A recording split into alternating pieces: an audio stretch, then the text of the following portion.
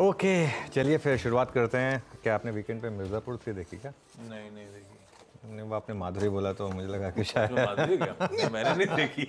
हाँ खैर, चलिए माधवीपुरी बुच की जो वो आई थिंक फ्राइडे को वो एक इवेंट हुआ था, एसबीआई म्यूचुअल फंड का वो इवेंट था। उसमें माधवी जी थी और काफ़ी लोग थे उसमें एक्चुअली उस इवेंट में।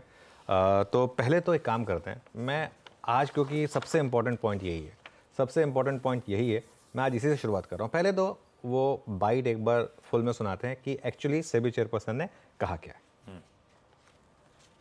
If you see the volumes the way that they have grown over the last 3 years, I don't think anyone could have anticipated that. If you see the number of young people who have entered that entire process and have lost tons of money, no one could have expected to see that. It has now reached a scale where we believe that the micro objective of protecting the individual investor has changed and morphed to thinking about the macro issue of saying, is this what our market is designed to do, to basically facilitate a lot of speculative transactions, or at a macro level are we worried that household savings are now going not into capital formation but into speculative activity. It has gone from being a micro issue of an investor to a macro issue of the economy itself.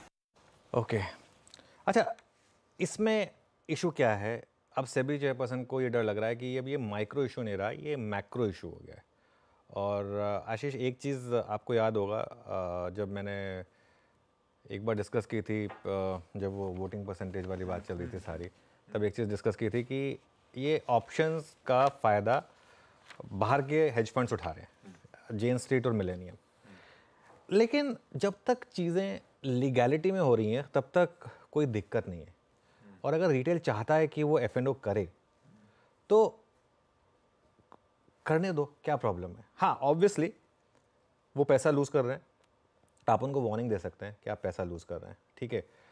अब cigarette के packet पर आप लिख सकते हैं कि cigarette पीना स्वास्थ्य के लिए ख़राब है, फिर भी लोग सिगरेट पीते हैं ना। मतलब आप वो एक प्रिकॉशन ले सकते हैं।